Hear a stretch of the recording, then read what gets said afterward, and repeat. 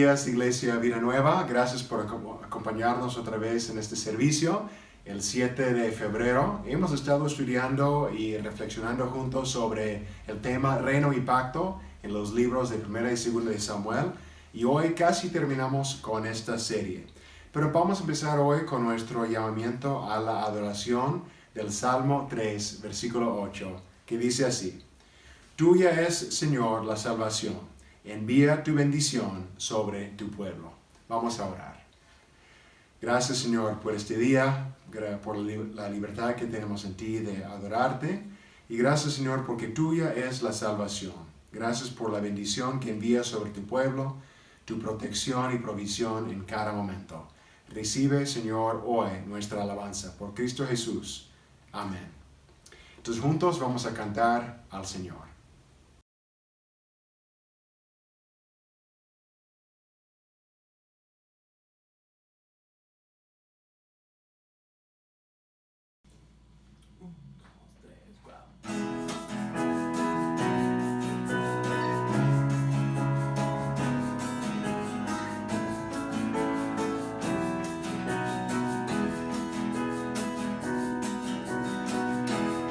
Eres mi fuerza y mi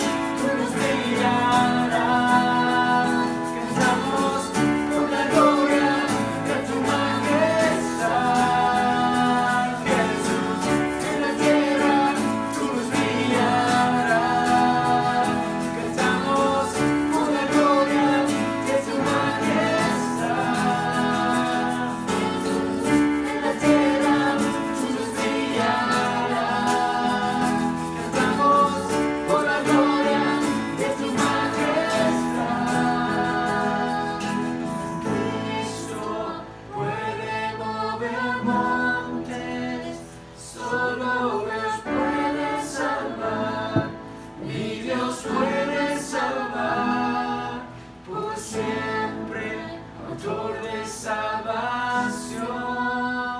Jesús la muerte venció, Él la muerte venció.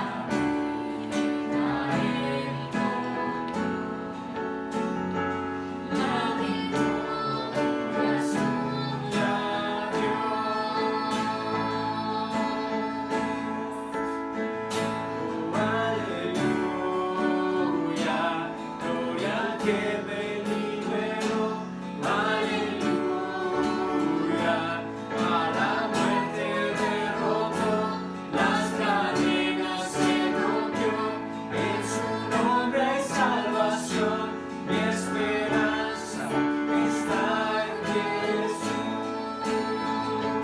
Aleluya, gloria al que me liberó.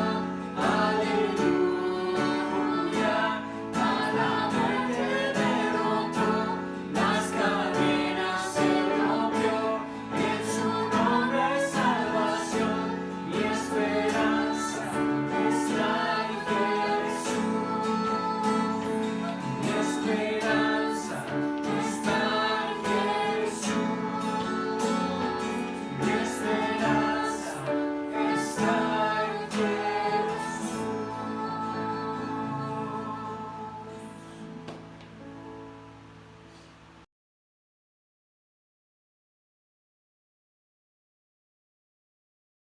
Continuamos ahora con nuestra lectura alternada de 1 de Corintios 1, del 21 al 25, que dice así: ¿Dónde está el sabio? ¿Dónde está el erudito? ¿Dónde está el filósofo de esta época? ¿No ha convertido Dios en locura la sabiduría de este mundo? Ya que Dios en su sabio designio dispuso que al mundo no lo conociera mediante la sabiduría humana, tuvo a bien salvar mediante la locura de la predicación a los que creen. Los judíos piden señales milagrosas y los gentiles buscan sabiduría, mientras que nosotros predicamos a Cristo crucificado. Este mensaje es motivo de tropiezo para los judíos y es locura para los gentiles. Pero para los que Dios ha llamado, lo mismo judíos que gentiles, Cristo es el poder de Dios y la sabiduría de Dios. Pues la locura de Dios es más sabia que la sabiduría humana y la debilidad de Dios es más fuerte que la fuerza humana. Y eso es algo que vemos en los libros de 1 y 2 de Samuel durante esta serie, porque vemos cómo Dios va conservando su pueblo, va conservando a su rey David y su trono. Y con esto en mente vamos a continuar con nuestro servicio, con nuestra oración. Y como hacemos cada domingo, queremos orar esta semana por un país en la parte central occidental de África, que se llama Gabón.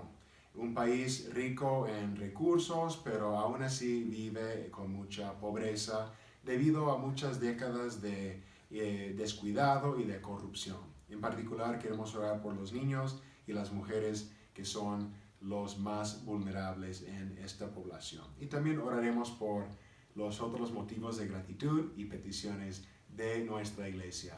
Oremos juntos. Señor, gracias otra vez por esta oportunidad de adorarte. Y Señor, queremos fijar nuestros ojos y corazones y mentes no solamente en nuestras necesidades cercanas, sino también en las necesidades espirituales y humanas en otras partes del mundo.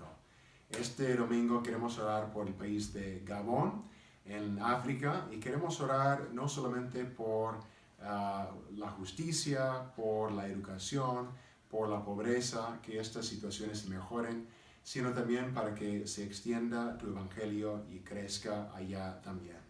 Sabemos que en las últimas décadas tu iglesia ha crecido en gran manera en el continente de África. Sin embargo, Señor, vemos en este país como en otros países todavía las realidades de tu reino, las implicaciones y resultados de tu evangelio todavía no llegan a cada rincón de este país. Y entonces, por lo tanto, queremos orar hoy por las mujeres y por los niños que son vulnerables. A veces son los objetos de la explotación y la trata de personas en zonas particularmente pobres. Y queremos orar que tu evangelio haga un impacto en la vida de los cristianos que asuman posiciones de influencia y de servicio en cada esfera de la sociedad. También, Señor, queremos orar y darte gracias hoy por motivos de gratitud. Gracias por la recuperación de Miguel Lomelí, un amigo de Héctor y Rosy, después de su enfermedad con COVID.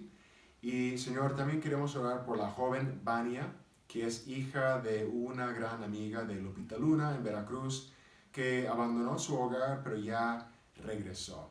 Pedimos, Señor, que esté reconciliada con su familia.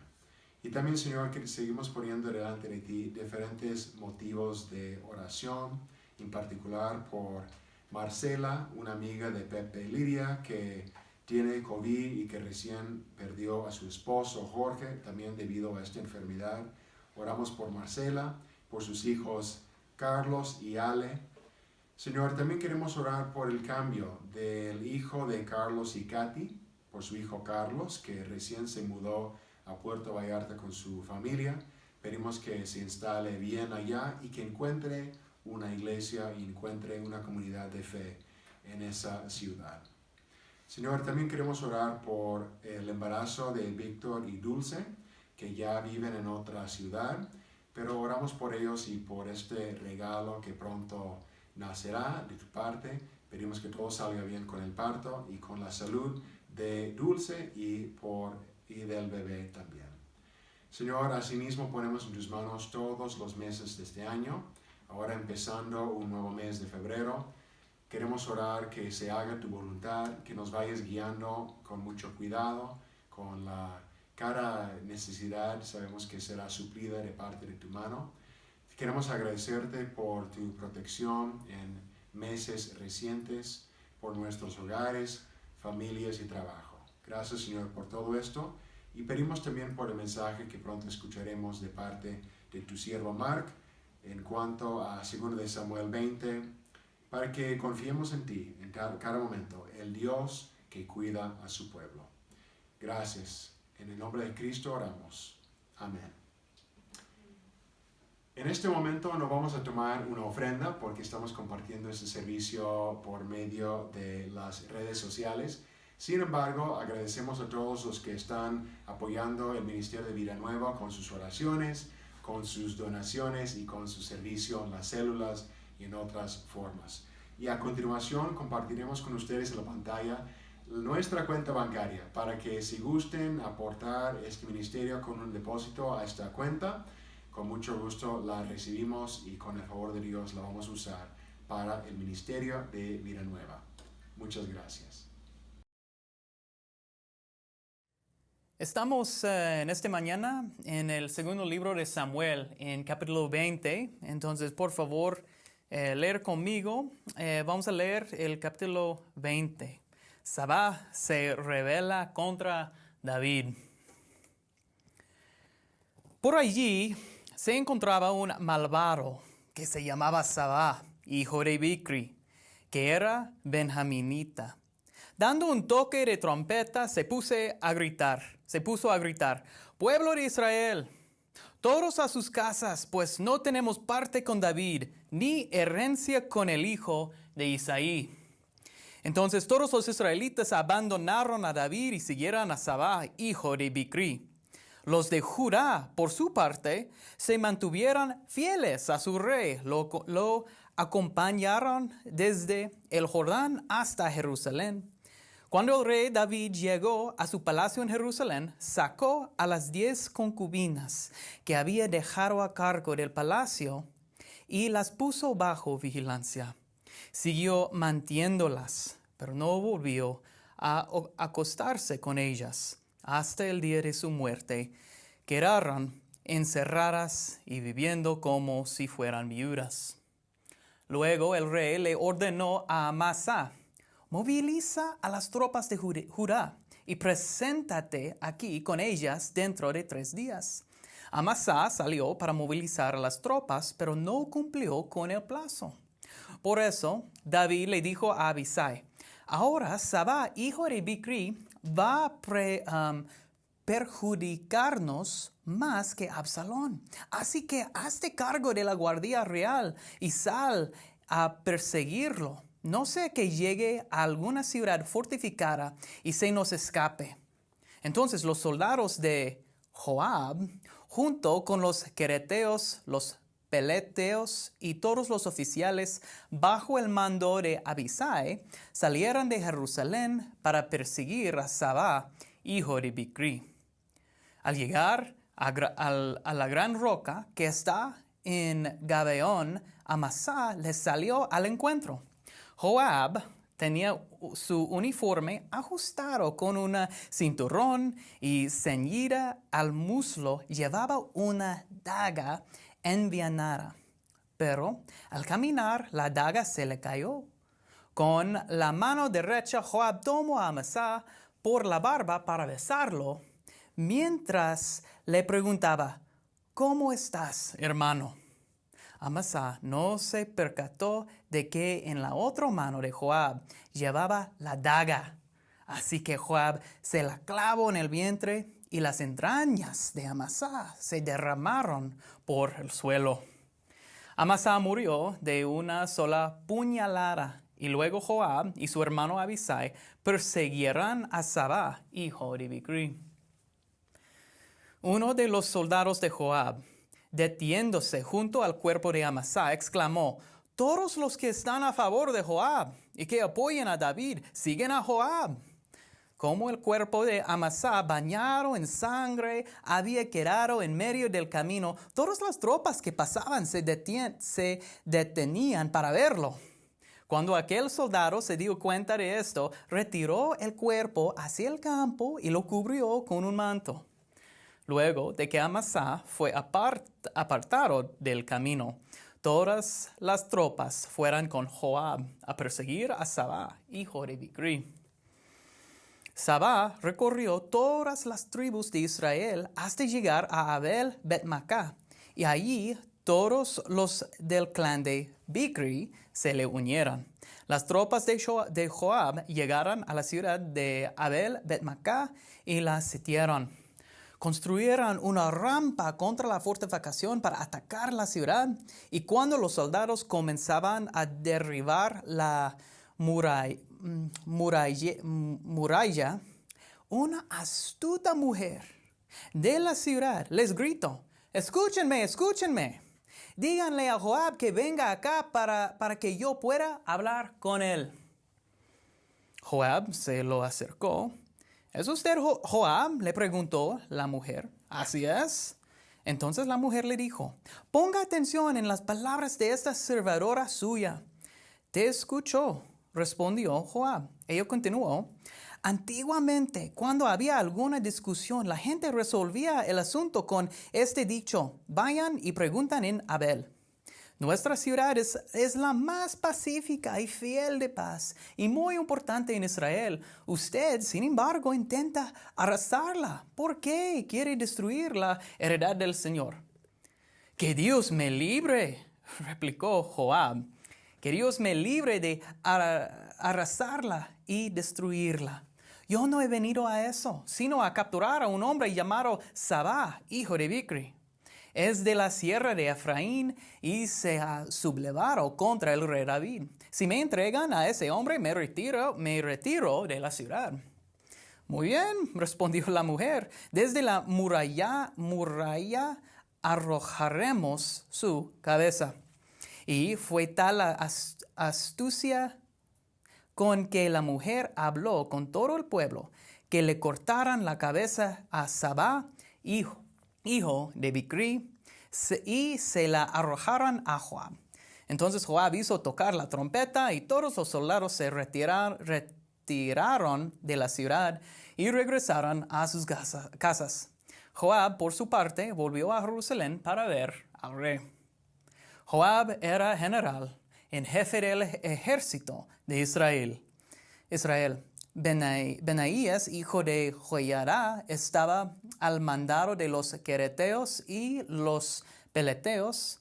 Adonirán supervisaba el trabajo forzado. Josafat, hijo de Ahilud, era el secretario. Seba era el cronista. Sadoc y Abiatar eran los sacerdotes. Ira, el yarita, era sacerdote personal de David. Esta es la lectura de la palabra de Dios para nosotros esta mañana. Oremos. Dios, gracias por tu palabra y ayúdanos a entender cómo todos los pasados en tu pueblo Israel nos puede guiar a Cristo, nos puede ayudarnos como ejemplos. Espíritu, ayúdanos todos de nosotros en nuestras casas o en donde estamos escuchando este sermón. Ayúdanos, Espíritu, y estamos agradecidos por la unidad que tenemos con tu iglesia y también con Cristo por medio de ti, y ayúdanos a entender que quieres enseñarnos en este día. Amén. Ok, déjenme leerles una oración escrita por un puritano inglés, David Clarkson, quien en un momento fue copastor con John Owen. Oramos a ti, Dios, por la gracia renovadora. Renuévame en el espíritu de mi mente y renuévame en mi alma interior. Quita esta vieja mente que es tan ciega, tan vana, tan carnal.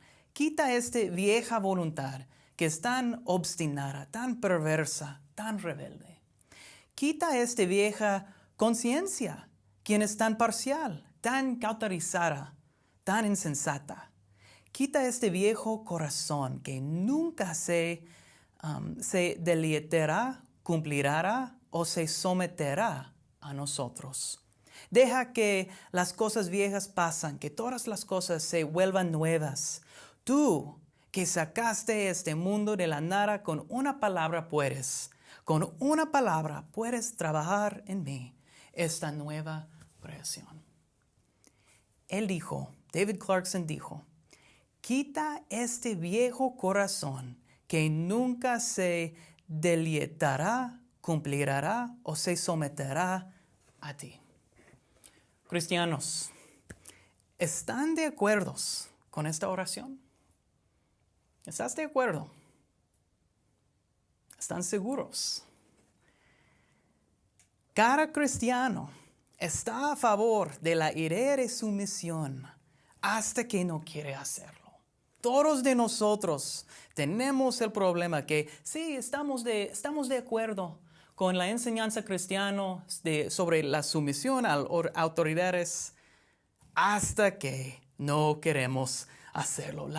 Tenemos la tentación de honrar a Dios con los labios, pero rebelarse en el corazón. Está ligada a todos nuestros corazones. No creemos que Dios nos protege si nos sometemos a Él. A menudo somos como Joab, la practicidad por encima de la sabiduría centrada en Cristo.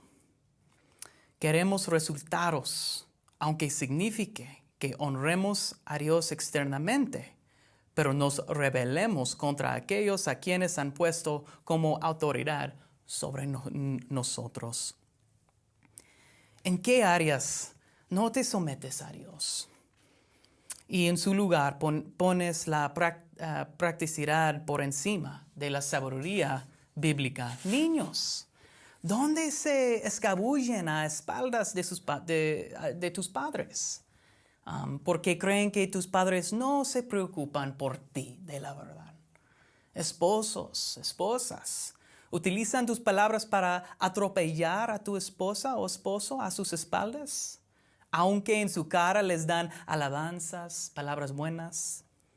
O consideren al miembro de la iglesia que hizo votos públicos de someterse a la disciplina de la iglesia, que cuando llegue el momento de someterse encuentra maneras de justificar el huir o rebelarse contra la iglesia, que desea protegerlos.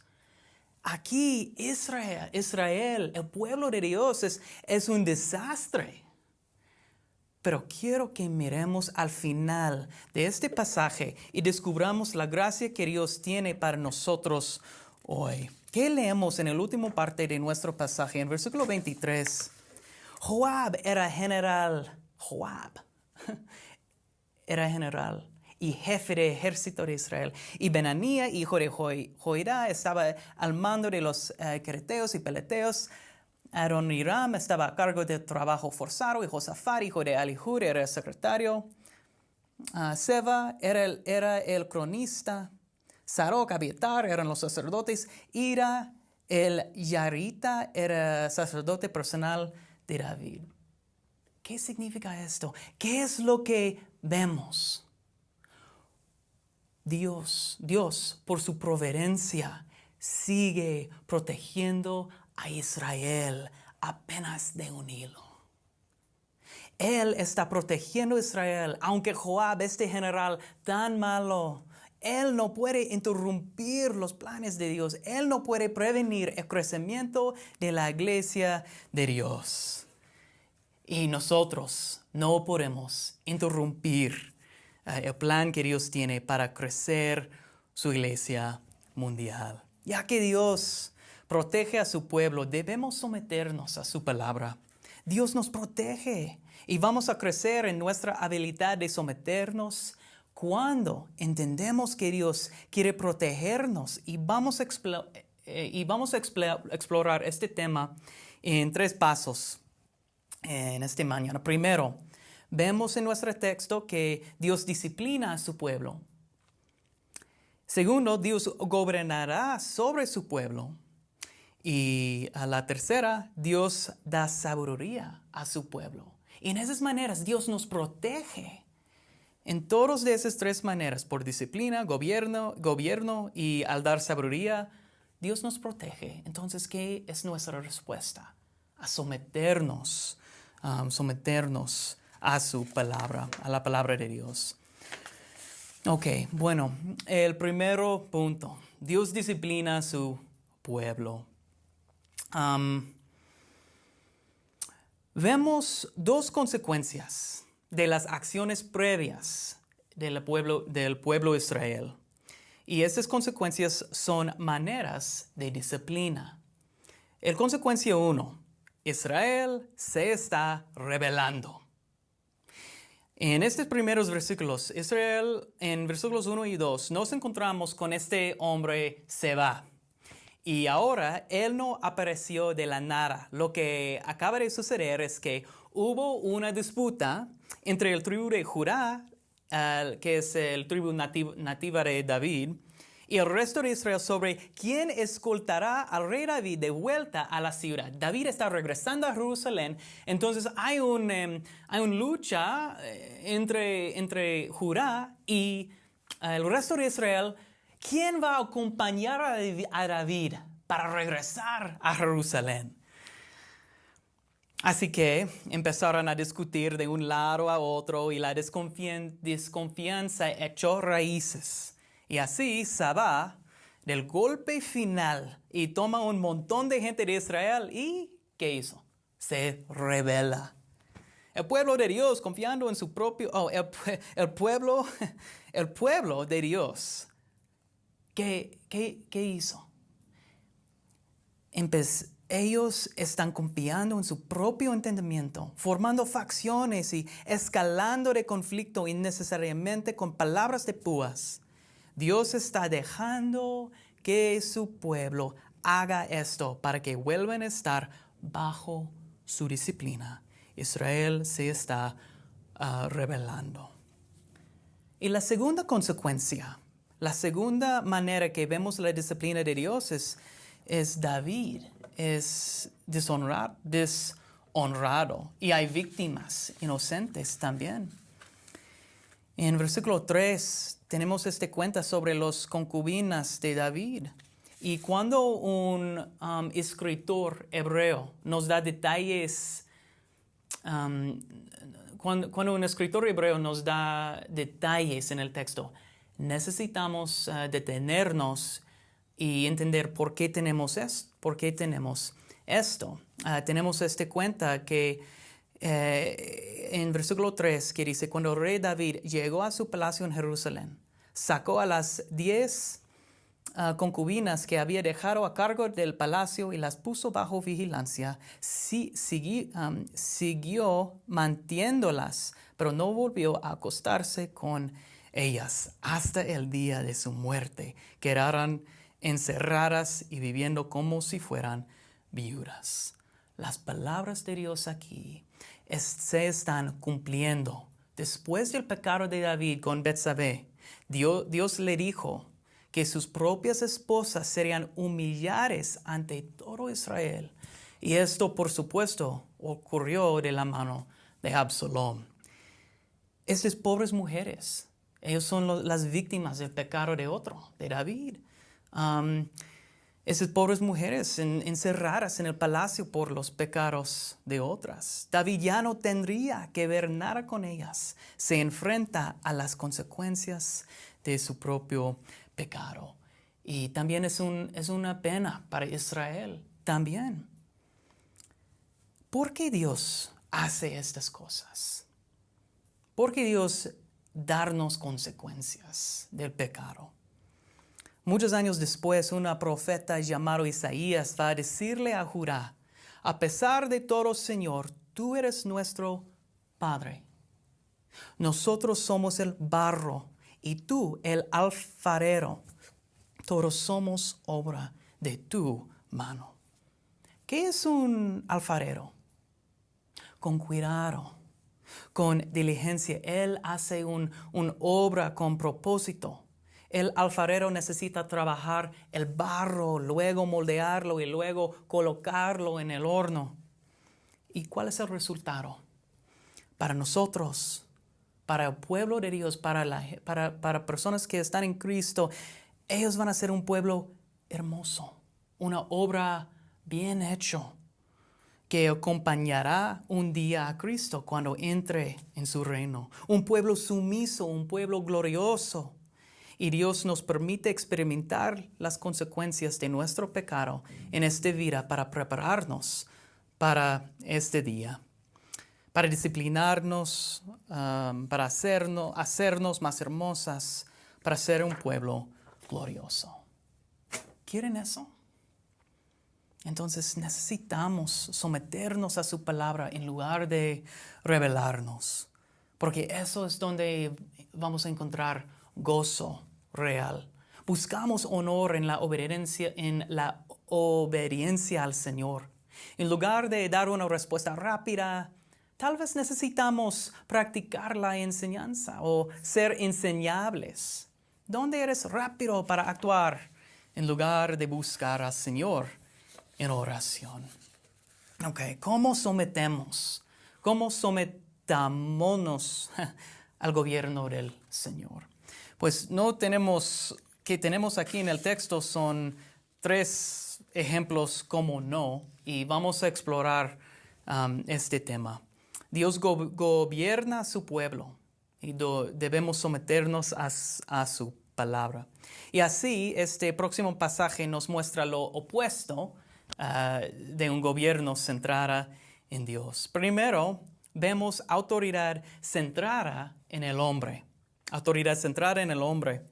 Y en versículo 7 leemos que los soldados de Joab, junto con los quereteos, los paleteos y todos los oficiales bajo el mando de Abisai, salieron de Jerusalén para perseguir a Sabá, hijo de Bicri. Lo que significa es que los soldados de Joab está tomando control sobre la situación contra los deseos de David. ¿Cómo sabemos que es contra los deseos de David? Porque antes en nuestro libro, David dijo a Joab que él ya no tiene el trabajo de un líder, de un general. Y según nuestro propio texto, el mandato de David no estaba para Joab. Es para su otro general, para perseguir a Sabá. David no pidió a Joab, ¿pero quién? Sino que a su hermano Abisai, que dirigirá el esfuerzo. Entonces es interesante que vemos que el texto está llevando a nuestra atención que es los soldados de Joab. Joab es esta figura que siempre él puede ganar resultados, pero según sus propios estándares, no según las expectativas de su rey. El punto es que Joab está actuando bajo su propia autoridad. Esa autoridad centrada en el hombre. Él piensa que él sabe la manera correcta. ¿Y qué hizo él? La toma de decisiones centrada en el hombre. ¿Cómo? Las decisiones centradas en el hombre, en este versículo 10, Amasá no se percató de que en la otra manera Joab llevaba la daga. Así que Joab se la clavó en el vientre y las entrañas de Amasá se derramaron por el suelo. Porque Amasá no cumplió el mandato de David. Entonces Joab pensó que, pues bueno, que Joab necesita matar este hombre, este hombre Amasá. ¿David mandó esto? No. David mandó que los soldados de Abisai siguieran ¿a quién? A Seba. Joab tomó una decisión muy práctica. Él pensó, si este Abisai no va a matar a Bicri, él necesita morir. Esto fue tan estratégico. Al matar a este general, este líder, él luego puede decirles a los israelitas, si no están conmigo y con David, eres un enemigo. Joab tomó una decisión centrada en su propio pensamiento contra los mandamientos de David. Y también tenemos la evidencia de eso, el liderazgo centrado en hombre. Tenemos en la calle aquí el cuerpo de Amasá. Entonces las tropas están haciendo preguntas. ¿Qué pasó? Aparentemente estas preguntas fueron muy inconvenientes para Joab. Parece que siempre lo hace. Pero al final del día no es sumiso a David. Joab ha actuado primero por su cuenta y contra de los intereses de David. Este es el mismo patrón que Joab mostró con su trato hacia Absalón. David nunca disciplinó a este general de manera decisiva. Daba resultados, pero nunca tuvo un espíritu sumiso. Entonces Joab necesitaba esconder o sacar el cuerpo de la calle y luego para cubrirlo con un mantel. Joab es la encarnación de la idea de honrar con labios, pero de tener un corazón lejos de él, su Señor. Todo lo que pasó, vemos la sabiduría del hombre. ¿Cómo podemos evaluar si estamos viviendo una vida centrada en el hombre? Como Joab, preguntémonos, ¿cuál es mi relación con las autoridades en mi vida? ¿Cuál es mi actitud cuando ellos me pidieran hacer algo que no quiero hacer? Pregunta, ¿funcionará esto o honrará esto a Dios? ¿Qué es la primera cosa que pensamos? O si pensamos, por ejemplo, en mi liderazgo en mi familia, o mi trabajo, en mi iglesia, ¿está motivado por las apariencias y control o por el amor hacia los demás? Joab quería el control sobre toda la situación en su autogobierno y autopreservación. En Romanos 15, versículo 4, escuchamos, de hecho, todo lo que se escribió en el pasado se escribió para enseñarnos. ¿Y qué hacemos? ¿Qué hacemos ahora? ¿Hay alguna buena noticia para nosotros en este día? La única cosa que escuchamos es la falibilidad del hombre. ¿Cómo aprendemos a confiar en la palabra de Dios y a someternos a ella? Tenemos los ejemplos de las consecuencias de no hacerlo. Pero, ¿qué va a ayudarnos para hacer eso? Necesitamos buscar la sabiduría de Dios. Dios da sabiduría a su pueblo. Debemos someternos a su palabra. En la parte final tenemos a la mujer sabia. Ella salvó a su ciudad con su aplicación correcta, con motivos buenos de la palabra de Dios. Seba no encontró, él está en el norte parte de Israel, es decir, él no encontró más personas para unirse en su rebelión, solo los del clan de Bicri. Y Bicri era su padre, entonces es decir, solo su familia está con Seba. Entonces Seba y su familia están en esta ciudad donde vive la mujer sabia y Y Joab está aquí, fuera de la ciudad, listo para capturar a Seba, listo para destruir la ciudad.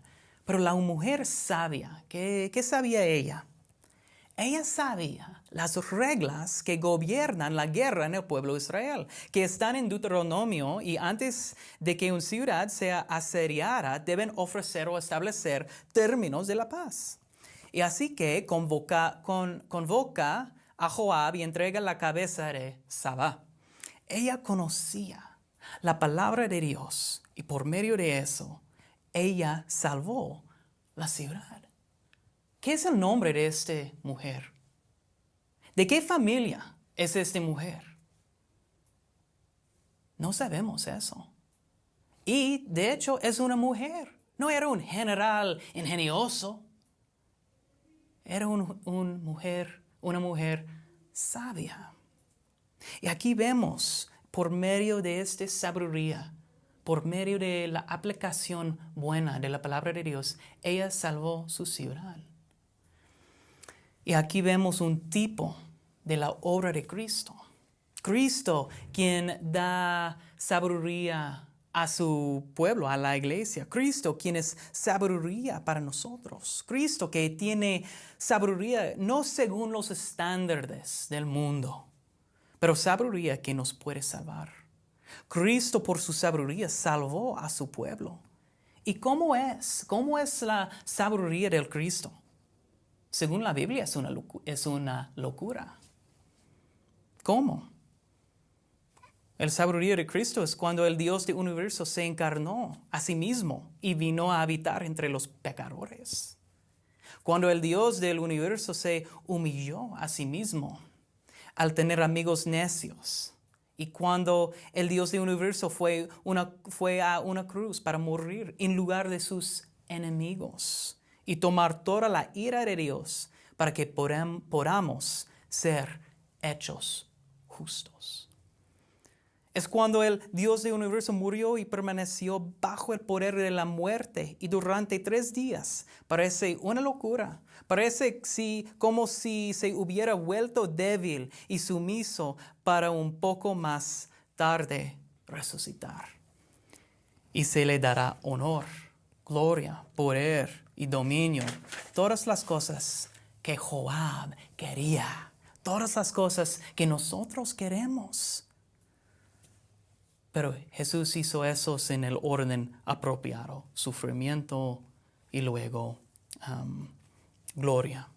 La obra salvadora de Dios, de Cristo, no es según la sabiduría del hombre. Es según la sabiduría de Dios. ¿Quieres ser un general fuerte en tu casa, en tu trabajo, entre tus amigos, en tu iglesia? ¿O una mujer humilde? Una mujer humilde, sabia. Dios desea proteger a su pueblo, dándole la gran sabiduría que se encuentra en Cristo. Así que dejemos de adorarnos a nosotros mismos y a nuestra propia sabiduría. Volvámonos en sumisión a Cristo. Adorémoslo estudiando su palabra. Gracias a Cristo que Él nos promete a darnos sabiduría cuando pedimos por eso. Todo por gracia. Nos arrepentimos de nuestra propia sabiduría y nos volvemos a la de Cristo. Y todo esto es posible por la gracia de Cristo. Cristo está listo para darse a sí mismo y toda la sabiduría que Él tiene para ti. Cristo quiere darlo todo.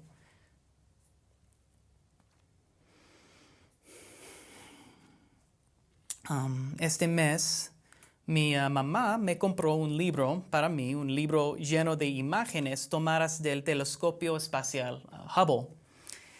Y en las primeras páginas dan una breve historia de este telescopio.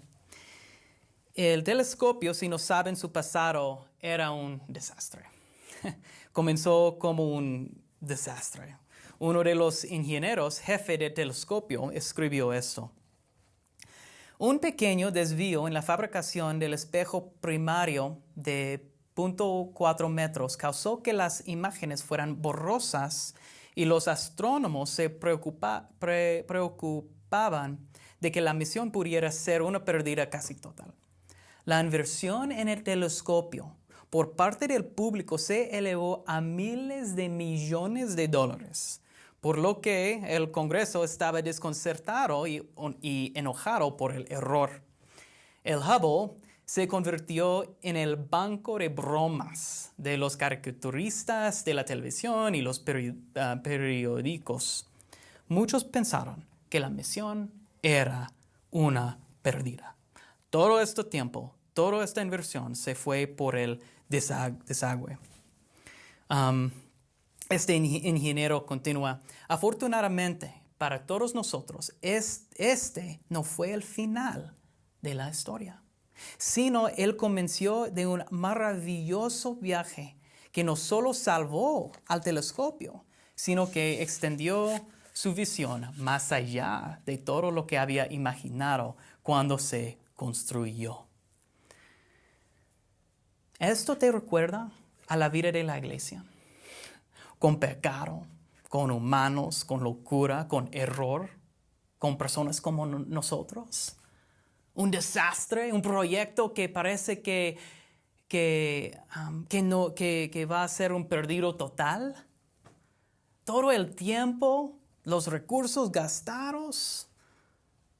Mira cómo termina el texto. Joab sigue al mando. Joab, este general humanista. Pero Israel sigue aguantando. ¿Por qué? Porque Dios no esperó a que nos hiciéramos fuertes para salvarnos. Dios no dice: oye, iglesia, pon en orden todo y lugar te libraré de tus pecados. No. Él nos da a Cristo cuando aún éramos pecadores. No está haciendo hermosos. Él nos protege.